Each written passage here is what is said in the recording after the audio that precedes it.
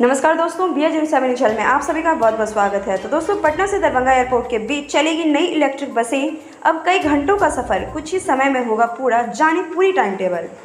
जी हाँ दोस्तों, अगर आप दरभंगा एयरपोर्ट से राजधानी पटना जा रहे हैं तो आपका ये सफ़र काफ़ी सुहावना होने वाला है।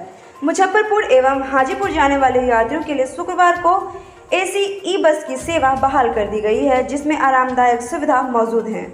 इससे सबसे ज़्यादा खुशी हवाई यात्रियों को मिली है, क्योंकि इससे पहले लोगों को एयरपोर्ट से आने में काफ़ी परेशानियों का सामना करना पड़ता था। बस की काफ़ी कमी भी खलती थी, पर अब मिथिलांचल क्षेत्र के लोगों को देश के कई अलग अलग हिस्सों में जाना हो चुका है और भी काफ़ी आसान।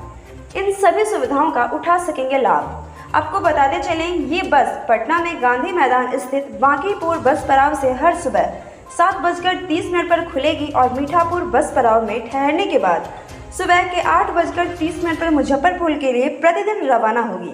इसके बाद मुजफ्फरपुर होते हुए ये बस दरभंगा एयरपोर्ट करीब 1:45 पर पहुंचेगी और 2:30 पर रवाना हो जाएगी। पहले यही बस पटना एवं मुजफ्फरपुर के बीच में चलती थी, लेकिन अब इसका दरभंगा तक ले जाने का प्रचालन का फैसला किया गया है। इसी के साथ साथ बस को चार्ज करने के लिए मुजफ्फरपुर में इसका चार्जिंग पॉइंट भी बनाया गया है। तो दोस्तों, आधुनिक सुविधाओं से लैस होगी ये बस। जी हाँ दोस्तों, प्रबंधकों का कहना है ऐसा कि बस के अंदर इमरजेंसी गेट एवं विंडो की सुविधा मौजूद है।